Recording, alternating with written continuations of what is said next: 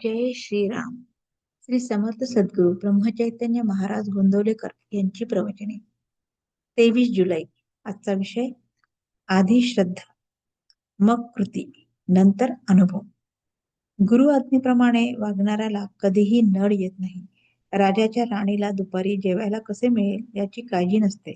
तसे गुरुचा आधार आपल्याला आहे असे ठाम समजणाऱ्याला कसली नड असणार.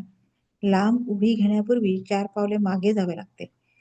परिसापाशी सोने व्हायला रुपयाचे लोखंड व्हावे लागते. तसे गुरुचा पाठीराखेपणा असून आपल्याला जी अधोगतीशी वाटते ती पुढच्या महत्कार्याची पूर्वतयारीच होय. बाप मुलाला हातावर घेऊन पोहायला शिकवित असताना मधून मधून हात काढून घेतो, पण मुलाची खात्री असते की हा आपल्याला बुडू देणार नाही. तसा आपल्याला सद्गुरूचा आधार आहे अशी आपण पक्की खात्री बाळगावी. आपण आजारी पडलो तर आपणच पैसे देऊन डॉक्टरवर विश्वास, श्रद्धा ठेवतो. औषधाची काही माहिती नसताना ते आपण घेतो. व्यवहारात जर असे आहे तर मग श्रद्धा उत्पन्न झाल्याशिवाय आपण नाम घेणार नाही असे म्हणणे बरोबर नाही. डॉक्टरवर विश्वास ठेवतो याचे कारण असे की आपल्याला जगायची इच्छा आहे. तसे भगवंताच्या प्राप्तीची तळमळ असेल तर मनुष्य त्याचे नाम घेतल्याशिवाय राहणार नाही. आधी श्रद्धा, मग कृती आणि नंतर कृतीच्या फलाचा अनुभव असा व्यवहाराचा नियम आहे. परमार्थामध्ये आपण त्याच मार्गाने जावे.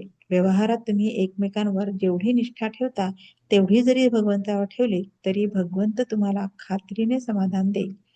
आगगाडीत ड्रायव्हरवर विश्वास ठेवून आपण स्वस्थ झोप घेतो, त्याचप्रमाणे भगवंतावर श्रद्धा ठेवून काळजी न करता आपण स्वस्थ राहावे.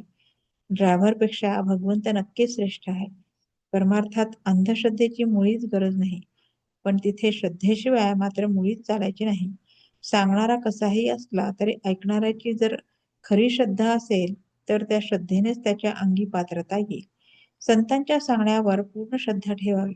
अशी श्रद्धा असणे ही फार भाग्याची गोष्ट आहे. खरे म्हणजे अशी श्रद्धा ज्याला लाभली तो लवकर सुखी झाला. आज आपल्यापाशी ती नाही तर निदान आपण स्वतःशी प्रामाणिक बनूया. आधी पुष्कळ चिकित्सा करून आपले ध्येय ठरवावे, पण एकदा ते ठरले की मग निश्चयाने आणि श्रद्धेने त्याच्या साधनात राहावे. आपण परमात्म्याजवळ मागावे की तू वाटेल त्या स्थितीत मला ठेव, पण माझे समाधान भंगू देऊ नकोस. माझा मीपणा काढून टाक, तुझा विसर पडू देऊ नकोस. मला अमुक एक तुझ्याजवळ मागावे अशी इच्छा देऊ नकोस. नामामध्ये प्रेम दे आणि तुझ्या चरणी दृढ श्रद्धा सतत टिकू दे. बोधवाक्य: श्रद्धेशिवाय कधी कोणाला परमार्थ साधायचा नाही. जय श्रीराम.